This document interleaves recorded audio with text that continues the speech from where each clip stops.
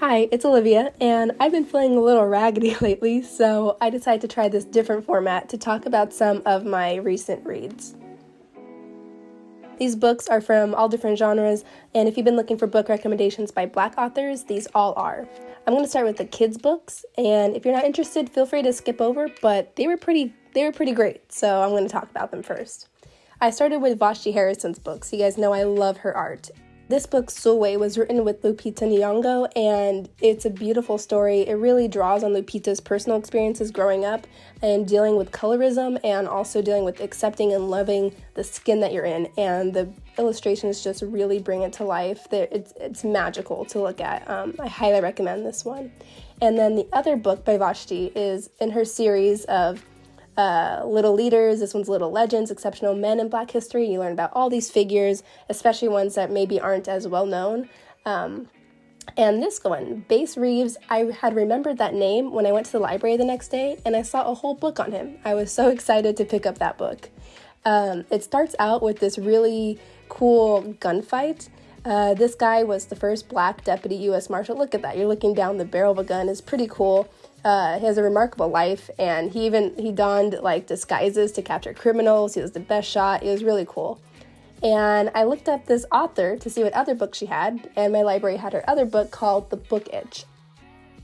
The author is actually related to the man who founded this bookstore that was in Harlem, and it was centered around Black literature and Black reads, and it drew a lot of social activists and big names and figures. And I love that quote, "Don't get took, read a book." It was just really neat, and I wish I could have had the chance to visit that bookstore.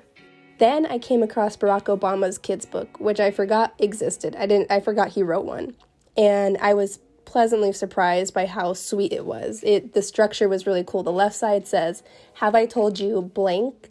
And the right side would be about a figure that kind of epitomizes that trait. Then last I had this book, Black is a Rainbow Color, and it's pretty much what the title hints at, which is that showing the range within the color black and blackness. And it was cool, but especially I liked, it includes this like a playlist at the end and reading sources, which I've never seen in a kid's book. Then moving beyond the kids' books, I think in February I was hit by Cupid's arrow or something, because I read these 4 romance books in about 4 days, and they were all by Kennedy Ryan. So clearly a new favorite. And the first series, the Grip series, it starts with this novella, Flow, and it's about this like aspiring rapper / poet who becomes involved with his best friend's sister, who is out for the week for spring break. And I really like this one. I was surprised at how open they were to talking about discussions of like race and class and other issues. They're an interracial couple. The time jump also surprised me in here. I'm used to romance stories, I'm not used to gaps in the story, and so it had it, but it wasn't a problem. Nonetheless, all of them were, I have to say it, gripping reads. Sorry, I had to. That time jump thing was also present in the other book that I read by Kennedy Ryan, which was Long Shot, which I believe is a standalone. And this is a basketball player story, like love story. The main guy is a basketball star. But I have to preface this one with major trigger warnings that I did not see any of it coming. There's a lot of abuse in this, like graphic abuse, sexual abuse. So please be warned of that before you pick that up. I realized I forgot to give ratings of like the hotness, sexiness, and here's me trying to draw some jalapenos, or not jalapenos, chilies, peppers, whatever. I was struggling. I decided to give the Grip books 3 peppers, and I took away some for Long Shot because, like I said, I was kind of surprised by that element, the kind of dark element. Next, I listened to the audiobook of More Than Enough by Elaine Welteroth. This is a memoir, part like manifesto, and she is well known for becoming the editor-in-chief at Teen Vogue, and I believe she's only the second African-American to ever hold that title at the time, and she's just remarkably successful. And you could see each, like I said, part manifesto, so each chapter ends with a little highlighted quote, and there's a lot of beautiful messages that she does pass on.